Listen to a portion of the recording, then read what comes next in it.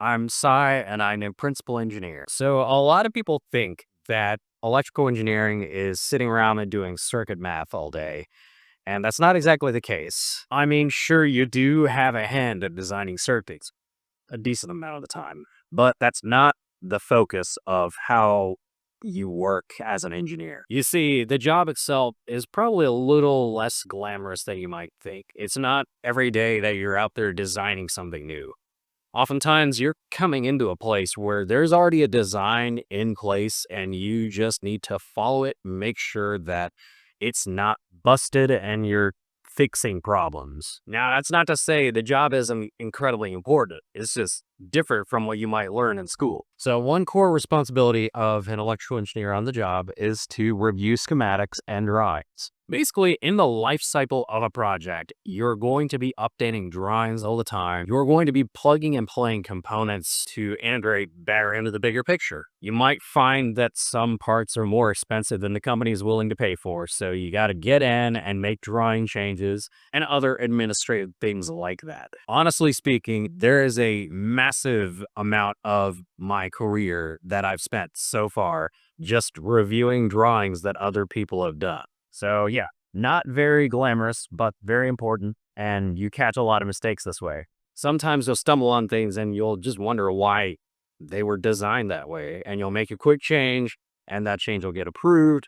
And that's it. You go on to the next problem. Now, one key aspect of being an electrical engineer is working with suppliers. When you're working on a larger system, it's not necessarily possible for every aspect of this system to be built in-house unless you're running a completely vertically integrated operation like SpaceX. So usually you'll be developing a spec and then you'll pass it off to the supplier and you'll say, I want these requirements met. And you'll develop a statement of work for the supplier in order to develop this component. This often means you'll be in calls with the supplier. You'll go do site visits. You'll essentially walk them through the life cycle of this subsystem or this component as it goes along into the larger system. So sometimes working with suppliers can be a fight. Sometimes it goes very hand in hand. It just depends on the nature of the components that you're working with. Now, one of the fun things about being an electrical engineer is running tests in the lab, getting your hands dirty in the lab. Sometimes things go super well, and that's great. It's good. You get the job done and you go home. But other times you'll run into issues. But engineering's not engineering if there aren't issues to debug. Let's say you're running a card through a test fixture and suddenly you're starting to fail tests. You're going to end up poking around with a DMM and checking continuity and trying to determine if a part is broken or something like that. This is something I actually find to be kind of fun because you are getting hands-on and you're poking around, you're trying to find problems. And I'll let you in on the secret. A lot of the times it's the capacitors. So check your capacitors. But yeah, a lot of lab testing, a lot of report drafting as a result of that. That goes in the other responsibility of being an electrical engineer. You do a lot of writing. You're going to be writing a lot of reports. You're going to be drafting statements of work. You'll be helping develop requirements. You'll be writing test reports. It's just the nature of the business. Now, by far, the most important function of an electrical engineer is integrating with the bigger picture. On the grand scale of things, you typically tend to work a subsystem. You're going to be integrating your subsystem with the mechanical side of things, with the software side of things, and ultimately you're going to be the responsible engineer bringing this product through the development life cycle. This often means that as an electrical engineer, you are seen as the expert for certain components. Last but not least, you are going to be in meetings all the time. This is one of the biggest responsibilities that any engineer has. You're going to be leading working group meetings. You're going to be briefing your chief engineer. You're going to be talking to stakeholders. You're going to be talking to the customer. You're going to be talking to suppliers.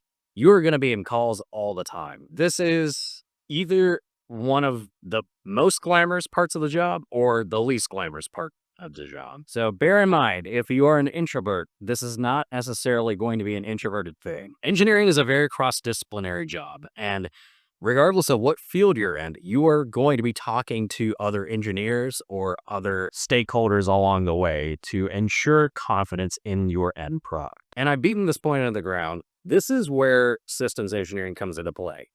Every engineer is a systems engineer in some capacity. Every single task that you do will be rolling up into the bigger system, which is why it's very important that things are done right. And systems engineering is ultimately what separates an average engineer from an elite engineer. So if you're a student watching this, just know that what you do in classes isn't necessarily what you're going to be doing in the job. But the thing about school is that it teaches you how to learn.